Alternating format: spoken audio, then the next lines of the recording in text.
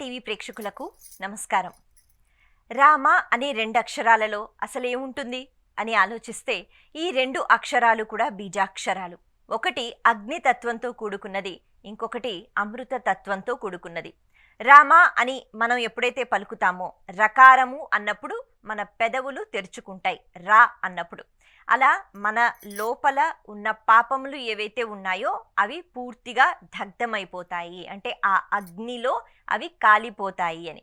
బయటకి కనిపించదు ఆ అగ్ని, కానీ లోపల ఉన్న పాపాలు కాలిపోయి బయటకి విడిపోతాయి రా అనేటప్పటికీ అని అంటారు. లోపల పాపాలు ఎక్కడ ఉంటాయి? మనసు అన్నది ఎక్కడ ఉంది అంటే మనం లోపలే చూపిస్తాం, మన మనసు బయట ఉంది అని మనం చెప్పాం.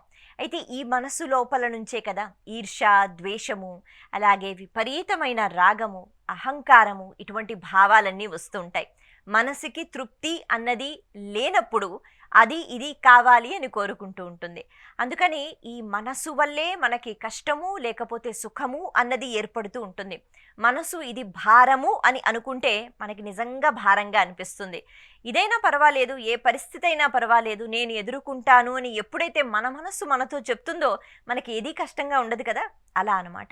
కాబట్టి లోపల నుంచి వచ్చిన ఆలోచనలు ఏవైతే ఉంటాయో అవి మంచివైతే పర్వాలేదు, కానీ అవి ఎప్పుడైతే దోషములతో కూడుకుని ఉంటాయో వాటి వల్ల మనం పాపాలు చేస్తూ ఉంటాం. అలా రకారము అన్నది ఎప్పుడైతే పలుకుతామో లోపల ఉన్న పాప రాశి ఏదైతే ఉందో అది ధ్వంసమైపోతుంది అంటారు. ఇక మ అనేటప్పటికీ పెదవులు మళ్ళీ మూసుకుంటాయి. మకారము అనేటప్పటికీ బయటికి వెళ్ళిపోయిన పాపము మళ్ళీ లోపలికి రాదు అనేటట్టుగా. అంటే ఇక్కడ చాలా జాగ్రత్తగా ఆలోచిస్తే లోపల దాగి ఉన్న తత్వం ఏమిటి? ఒక్కసారి మనస్ఫూర్తిగా భగవంతుణ్ణి నమ్ముకుంటూ నాలో ఏ దోషాలైతే ఉన్నాయో, నాలో ఏ లోపాలైతే ఉన్నాయో, నా మనసు ఏదైతే సక్రమ మార్గంలో ఆలోచించదో, రామా నిన్ను స్మరించుకుంటున్నాను కాబట్టి దయచేసి ఇటువంటి ఆలోచనలు మళ్ళీ నాకు రాకుండా చూడు. నా మనసు ఎప్పుడూ ప్రశాంతంగా తృప్తితో ఎప్పుడూ అవతల వాళ్ళకి ఆనందం ఇచ్చేటట్టుగా నేను ప్రవర్తించేటట్టుగా నా మనసు నాకు చెప్తూ ఉండాలి అనే ఆలోచనతో రకారము ఆ తర్వాత మకారము పలికినట్లయితే నిజంగానే ఈ భావనలు ఏవైతే ఉంటాయో వీటి వల్ల దూరమైపోయిన మన దోషాలు మళ్ళీ లోపలికి రావు అనే ఆలోచన. అంతేగాని మనం రా అంటున్నాము, సరే అంతా పాపం పోయింది, మా అనేటప్పటికి ఇంకేది లోపలికి రాదు, నేను చాలా పవిత్రుడిగా మారిపోయాను అంటే సరిపోదుగా. మన భావం అలా ఉండాలి. ఎప్పుడైతే అంత చక్కని భావనతో మనం రామనామాన్ని స్మరించుకుంటామో నిజంగా అది అంటే ఏ ఉద్దేశంతో అయితే మనం స్మరించుకుంటున్నామో రాముడు అలాగా మనలో ఉన్న పశ్చాత్తాప భావన లేకపోతే మనం తెలుసుకోవడం, అంటే ఇలాంటి దోషాలు నా వల్ల జరుగుతూ ఉంటాయి. సాధారణంగా మనకి కష్టం వస్తే మనం చాలా కష్టపడ్డాము, అవతల వాళ్ళ వల్ల కష్టం వచ్చింది, పరిస్థితుల వల్ల కష్టం వచ్చింది అని మనం వాళ్ళని వీళ్ళెత్తి చూపిస్తూ ఉంటాం. కానీ ఇలా కాదు, ఈ కష్టానికి ఎక్కడో ఒక్కడ నేనే దీనికి కారణము అని అనుకుంటూ ఎప్పుడైతే మనలో ఉన్న దోషాలను మనం గుర్తిస్తామో భగవంతుడికి చెప్పుకుంటామో ఖచ్చితంగా ఆ దోషాలన్నీ పోయి మళ్ళీ ఇక తప్పు చెయ్యకుండా, అంటే ఎప్పుడెప్పుడు తప్పులు చేస్తూ ఉంటామో అప్పుడప్పుడు భగవంతుడిని వేడుకుంటూ ఆ తర్వాత మళ్ళీ మామూలుగా అయిపోతే కుదరదు కదా. అందుకే మళ్ళీ అలాంటి ఆలోచన రాకుండా మనం మకారము అనేటప్పటికీ నోరు మూసుకుంటాం కాబట్టి, పెదవులు మూతబడతాయి కాబట్టి మళ్ళీ బయట ఉన్న ఇతరత్రా దోషాలు లోపలికి రావు అనే భావనతో భక్తి శ్రద్ధలతో రామనామాన్ని జపిస్తే ఇంకేముంది, అద్భుతాలే. అయితే ఈ రామ అనే నామాన్ని మనం ఇప్పుడు ఏదైతే తారక మంత్రంగా మనం జపిస్తున్నామో దీన్ని ఎవరు పెట్టారు అంటే వశిష్ఠ మహర్షి పెట్టారు. ఈ నామానికి ఎంతో ప్రత్యేకత ఉంది. అయితే బీజాక్షరాలు అని మనం చెప్పుకున్నాం కదా. దశరథ మహారాజు గారి యొక్క 4 కుమారులకి ఒకే ఒకసారి ఒక ముహూర్తాన్ని నిర్ణయించి అక్కడ నామకరణము అన్నది పెట్టడం జరిగింది. అయితే ఈ నామకరణం విషయంలో చాలా అద్భుతంగా, అంటే ఇదివరకైతే ఎంతో ఆలోచించి ఒకటి ఆ గ్రహాలు లేకపోతే నక్షత్రము వీటితో కూడుకున్న అక్షరాలు ఏవైతే ఉంటాయో వాటితో నామాలు అన్నవి పెడుతూ ఉండేవారు. నేటికి మనం చాలా సందర్భాల్లో ఇలా చూస్తూ ఉంటాం. కానీ రాను రాను ఇప్పుడు పేర్లు ఎలా అయిపోయాయి అంటే కొన్నిటికి అర్థాలు కూడా మనకి బహుశా తెలియదు. ఇదివరకైతే భగవంతుడి పేర్లే పెట్టుకుంటూ ఉండేవారు. ఎందుకు అంటే ఏదో ఒక రకంగా ఆ వ్యక్తిని పిలిచేటప్పుడు, స్మరించుకున్నప్పుడు, తలుచుకున్నప్పుడు భగవన్నామాన్ని మనం పలుకుతున్నాము, స్మరించుకుంటున్నాము అనే ఉద్దేశంతో. కానీ ఇక్కడ రాముల వారికి కానీ, లక్ష్మణుడికి కానీ, శత్రుఘ్నుడికి, భరతుడికి వశిష్ఠ మహర్షి చాలా ఆలోచించి వాళ్ళు ఎటువంటి స్వభావంతో పెరుగుతారు, ఎలా ఉంటారు, ఇవన్నీ కూడా. ఎందుకంటే పుట్టిన పిల్లవాడిని చూసిన వెంటనే ఈ వ్యక్తి ఎలా తయారవుతాడు అన్నది కొంతమంది మహానుభావులు చూసి గ్రహిస్తూ ఉండేవారు. అప్పట్లో ఋషులకు, మునులకు అటువంటి శక్తులు ఉండేవి. అందుకే ఆ వ్యక్తులకు ఆయా పేర్లు అన్నవి పెడుతూ ఉండేవారన్నమాట. ఇప్పుడు ముఖ్యంగా రాముని విషయానికి వస్తే పెద్ద కుమారుడికి రామ అనే పేరు పెట్టారు. ఈ రామ అనే పేరు ఎందుకు పెట్టారు? వశిష్ఠ మహర్షి ఆయన బ్రహ్మర్షి, అలాగే విశ్వామిత్రుల వారు కూడా బ్రహ్మర్షి. వాళ్ళిద్దరికీ తెలుసు శ్రీమన్నారాయణుడి యొక్క అంశతో రాముడు జన్మించాడు. కానీ రాముడు నరుడిగా వచ్చాడు కదా, అందుకే రాముడు ఎప్పుడు నేను దేవుడు అని అనుకోలేదు, ఆయన నరుడిగానే ప్రవర్తించాడు. కానీ చుట్టుపక్కల ఉన్న కొంతమంది మహానుభావులకి మాత్రం తెలుసు రాముడు దేవుడు అని. అలాంటి వాళ్ళలో ఇక్కడ వశిష్ఠ మహర్షి ఒకరు. కానీ ఆయన ఎప్పుడు రామా నువ్వే దేవుడివి అని చెప్పలేదు. కాకపోతే ఇక్కడ ఈ రకారము అన్నది ఎక్కడి నుంచి తీసుకున్నారు? ఎంతో పవిత్రమైన ఓం నమో నారాయణాయ అనే అష్టాక్షరి మహామంత్రం ఏదైతే ఉందో, ఏ మంత్రాన్ని పఠిస్తే శ్రీ మహావిష్ణువు యొక్క అనుగ్రహం అన్నది పరిపూర్ణంగా కలుగుతుందో అటువంటి అష్టాక్షరి మంత్రం నుంచి రకారము అన్నది తీసుకోవడం జరిగింది. అంటే ఓం నమో నారాయణాయ అంటాం కదా, ఆ రకారం అన్నమాట. ఇక ఆ తర్వాత మా అన్నది పంచాక్షరి అయిన ఓం నమ శివాయ, అందులోంచి మకారము అన్నది తీసుకున్నారు. అయితే ఇక్కడ కూడా ఇంకొక సందేహం రావచ్చు, కేవలం రా అనే అక్షరం ఎందుకు తీసుకోవాలి? నమో నారాయణాయ అనేటప్పటికీ యా తీసుకోవచ్చు, అణ తీసుకోవచ్చు, ఏదైనా తీసుకోవచ్చు కదా. అలాగే పంచాక్షరి మహామంత్రంలోంచి కేవలం మా ఎందుకు తీసుకోవాలి అంటే, ఈ అష్టాక్షరి మహామంత్రంలో ప్రతి ఒక్క అక్షరం బీజాక్షరమే అయినా ఈ రకారము అన్నది ప్రధానమైన బీజాక్షరం. అది లేకపోతే అంటే దానికి ఒక ప్రత్యేకమైన స్థానం ఉంది. అది లేకపోతే ఆ మంత్రానికి బహుశా ఆ అర్థం ఉండదు, లేకపోతే ఆ శక్తి ఉండదు. కొన్ని సందర్భాల్లో మనం అంటూ ఉంటాం కదా, అందరూ ముఖ్యమే కానీ ఒక ప్రధానమైన వ్యక్తి అన్న వాళ్ళని మనం ఎంచుతూ ఉంటాం అన్నమాట. అంటే ఈ పని గనక ఇతను లేకపోతే జరిగి ఉండేది కాదు అని అనుకుంటూ ఉంటాం. అలా ఈ రకారం ఏదైతే ఉందో అష్టాక్షరి మహామంత్రంలో ఇది ప్రధానంగా ఉన్న బీజాక్షరం. ఇది లేకపోతే, అది తొలగిస్తే అష్టాక్షరి మహామంత్రానికి ఉన్న శక్తి అంత సంపూర్ణంగా ఉండదు. అందుకే రకారాన్ని ఎంచుకున్నారు. అలాగే ఈ పంచాక్షరి మహామంత్రంలో కూడా మకారము అన్నది తీసివేస్తే బహుశా దానికి అంత శక్తి ఉండదు. కాబట్టి ప్రధానమైన మకారం, అక్కడ ప్రధానమైన రకారం రెండు తీసుకుని రామ అనే పేరు వశిష్ఠ మహర్షి పెట్టడం జరిగింది. ఇక్కడ రామ అనే పదానికి అంటే బీజాక్షరాలతో సంబంధం అని కాకుండా ఎప్పుడూ కూడా రమ్యంగా ఉంటాడు అన్నది రామ అనే పదానికి ఇంకొక అర్థం.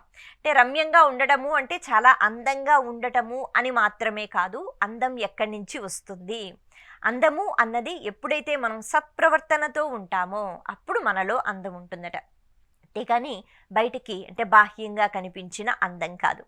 అయితే శ్రీ మహావిష్ణువు ఏ రూపం ధరించినా ఆయన చక్కగా అందంగానే ఉంటాడు కదా. అలా రాముడు అంటే చాలా అందంగా ఉంటాడు. 6 అడుగులు అందగాడు అని చెప్తూ ఉంటారు మనకి రామాయణంలో, అందంగానే ఉంటాడు. కానీ ఇక్కడ వశిష్ఠ మహర్షి మాత్రం రాముల వారికి సంబంధించి రామ అనే పేరు పెట్టడంలో ఎంతో అందంగా ఉంటూ ఆనందాన్ని ఇస్తాడు అని చెప్తున్నారనమాట. మనం ఎంత అందంగా ఉంటే అంత ఆనందంగా మనం ఉంటూ అవతల వాళ్ళకి ఆనందాన్ని ఇస్తామట. అందుకే అందం అంటే బాహ్య సౌందర్యం కాదు, అంతః సౌందర్యం. మనం లోపల నుంచి చాలా పవిత్రంగా, చాలా అందంగా, సత్ప్రవర్తనతో ఎప్పుడైతే ఉంటామో అందరికీ మనం అంటే ఇష్టంగా ఉంటాం కదా. ఎందుకంటే మన వాక్కు అలా ఉంటుంది, మన నడవడిక అలా ఉంటుంది, మనం ఎవరిని ఇబ్బంది పెట్టాం. కాబట్టి మనల్ని ఇష్టపడిన వాళ్ళు ఉంటారు, మనల్ని చూసిన వెంటనే చాలా ఆనందంగా అందరూ ఉంటారు. అటువంటి రమ్యమైన రూపం కనుక రామనామం ఎవరు స్మరించుకున్నా, రామాయణం అంతా కూడా రాముల వారు ఎవరితో మాట్లాడినా చాలా ప్రేమగా రాముడే ముందు దగ్గరికి వెళ్ళి పలకరిస్తూ ఉండేవాట. చిన్నప్పుడు కాదు, ఆ తర్వాత ఆయన పట్టాభిషేకం జరిగిన తర్వాత కూడా, మహారాజుగా ఉన్నప్పుడు కూడా అందరి దగ్గరికి వెళ్ళి రాముడే ఎంతో వినయంతో పలకరిస్తూ ఎంతో ఆనందంగా మాట్లాడుతూ ఉండేవారట. కాబట్టి ఏ రూపమైతే, ఏ నామమైతే అవతల వాళ్ళకి ఆనందాన్ని ఇస్తుందో అటువంటి పేరు పెట్టారు. అందుకే రామ అనే పేరుకి అంతటి చక్కని అర్థం ఉంది. అయితే ఈ రెండు మాత్రమే కాదు, ఇంకా రామ అనే నామం గురించి చెప్పుకోవాలి అంటే మనకి ఎంత సమయం ఉన్నా సరిపోదు. కానీ మనం ఇక్కడ నేర్చుకోవాల్సిన విషయం ఏమిటంటే, ఏ నామాన్ని పలుకుతున్నప్పుడు అవతల వాళ్ళకి ఆనందం ఇవ్వగలిగిన మనస్థితి మనకి కలుగుతుందో అటువంటి నామాన్ని, అంటే రామకోటి కూడా రామ రామ రామ అంటూ రాసేస్తూ ఉంటాం. కానీ ఇలా ఎన్ని కోట్లు రాస్తే మనకి తృప్తి అన్నది ఉంటుంది? మనకి అంటే బయటికి వెళ్ళిపోయిన తర్వాత, జీవుడు పైకి వెళ్ళిపోయిన తర్వాత సద్గతి అన్నది పొందుతాము అంటే, ఎన్నిసార్లు రామ అని రాసినా ఆ రామ అనే పదంలో దాగి ఉన్న విషయాన్ని తెలుసుకుంటూ, తత్వాన్ని, రహస్యాన్ని గ్రహిస్తూ ఎప్పుడైతే రాముణ్ణి స్మరించుకుంటామో, అందుకే దాన్ని తారక మంత్రం అని అంటూ ఉంటారు కదా. కాశీ క్షేత్రంలో ఎవరైతే చివరికి ప్రాణాలు విడిచిపెడతారో వాళ్ళ దగ్గరికి ఈశ్వరుడు వస్తాడట. ప్రాణం పోతున్నప్పుడు ఈశ్వరుడు వస్తాడు సూక్ష్మ రూపంలో, మనకి కనిపించడు. ఇవన్నీ మనం నమ్మాలి. ఈశ్వరుడు వచ్చి చెవి దగ్గర తారక మంత్రం అంటే రామనామాన్ని వర్లిస్తాడట. కారణం ఏమిటి అంటే, ఈ రామనామానికి ఉన్న ఆ శక్తి అటువంటిది. కారణం ఏమిటి అంటే, రాముడు అటువంటి సత్ప్రవర్తనతో ధర్మాన్ని విడిచిపెట్టకుండా ఆచరించి చూపించి మనకి రామ అనే ఆ వ్యక్తి ఎలా ఉంటాడు అన్నది మనం నేర్చుకునేటట్టుగా ఒక స్థానాన్ని సంపాదించుకున్నారు. కాబట్టి అంత ఆనందము అవతల వాళ్ళకి కలిగించాలన్నా, అంత ధర్మం మనం పాటించాలన్నా, రామనామం ఎంత చెప్పుకుంటే ధర్మాన్ని పాటించవలసిన అవసరం ఉంది అన్న విషయం పైన అంతగా మన ధ్యాస వెళుతుంది. ధర్మాన్ని పాటించడం చాలా కష్టం కదా. అన్నీ బాగున్నప్పుడు మనం అందరం కూడా ధర్మాన్ని పాటిస్తాం.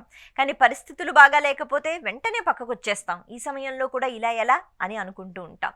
అప్పుడప్పుడు రామనామాన్ని మనం స్మరించుకున్నప్పుడు ఖచ్చితంగా మనం ధర్మంతోనే ఉండాలి అనే ఆలోచన కూడా వస్తుంది. సరే, ఇలా మనం చెప్పుకుంటూ పోతే ఎంతసేపైనా మాట్లాడుకోవచ్చు. ఇక రాముడు అన్న వెంటనే ఆ తర్వాత పేరు మనకి గుర్తుకొచ్చేది లక్ష్మణుడు. లక్ష్మణుడు అనే పేరు కూడా వశిష్ఠ మహర్షి పెట్టారు. కారణం ఏమిటి అంటే, ఆ వ్యక్తి సర్వ లక్షణాలతో ఉంటాడు అనేటట్టుగా పెట్టారు. ఏమిటి లక్ష్మణుడికున్న లక్షణాలు అంటే, మనకి తెలుసు రామాయణ కథలో కేవలం రాముణ్ణి మాత్రమే వనవాసానికి వెళ్ళిపోమని చెప్తుంది కైకమ్మ. కానీ లక్ష్మణుని యొక్క ప్రస్తావన అక్కడ ఉండదు. అయినా లక్ష్మణుడు అసలు రాముడొక్కడే వెళ్ళిపోతే, లేకపోతే రాముడు సీతమ్మ వారు వెళ్ళిపోతే తాను ఎలా బ్రతుకుతాడు? సరే, తను ఎలాగో బ్రతకలేడు, అన్నయ్య లేకపోతే. ఆ ప్రేమ అన్నది పక్కన పెడితే, అన్నయ్య అలా అడవిల పాలైపోతే అక్కడ ఎన్నో కష్టాలు పడతాడు కదా, మరి నేను వెళితే జాగ్రత్తగా చూసుకుంటాను కదా అని అనుకుంటాడు. అంత చక్కని లక్షణం ఎవరికి ఉంటుంది? రాజ్యాన్ని విడిచిపెట్టేసి, తన భార్యను విడిచిపెట్టేసి 1-2 రోజులు కాదు కదా, 14 సంవత్సరాలు అన్నయ్య కోసం. అంటే మనకి రామాయణంలో అరణ్యకాండలో కానీ, కిష్కింధకాండలో కానీ లక్ష్మణస్వామి అసలు ఏ రోజు నిద్రపోలేదు అని చెప్తారు. ఏ రోజు ఇంత చక్కగా కూర్చుని భోజనం చేశారు అని ఎక్కడ మనకి ఉండదు. ఎప్పుడూ కూడా అన్నయ్యకి, వదినకు సేవలు చేయటం, దానికోసమే ఆయన వెళ్ళారు. అంటే ఆ సేవా భావన ఎంత ఏర్పడింది. రాముడు అడగలేదు కదా, లక్ష్మణ నువ్వు కూడా నాతో వస్తావా అని ఆయన అడగలేదు. అడగకపోయినా సేవ చేసే ఆ తత్వం ఏదైతే ఉంటుందో, అన్ని లక్షణాలకెల్లా ఉత్తమమైన లక్షణము ఎవరో మనల్ని అడగడం, అది అంటే అంతకు ముందే మనం సేవాభావనతో ముందుకు వెళ్ళటం అన్నది నిజంగా చాలా కష్టమైన పని. ఇంతేనా కాదు, ఎంతగానో అంటే రాముడికి అలా సేవలు చేస్తూ, వదినకి సేవలు చేస్తూ అలా 14 సంవత్సరాలు ఎవరు అడగకపోయినా తాను కూడా ఎంతో బాధని అనుభవిస్తూ, యుద్ధంలో కూడా ఎన్నో బాధలు అనుభవిస్తూ లక్ష్మణుడు ఎప్పుడూ రాముడికి సేవలు చేస్తూనే ఉండిపోయాడు. ఇవన్నీ గ్రహించిన, అంటే ముందుగానే గ్రహిస్తారా? ఋషులకి అటువంటి శక్తులు ఉంటాయి. కేవలం అలా వనవాసానికి వెళ్ళిపోయాడు అనే కాదు, లక్ష్మణుడికి ఉన్న ఓర్పు, సహనము ఎవరికి ఉంటుంది?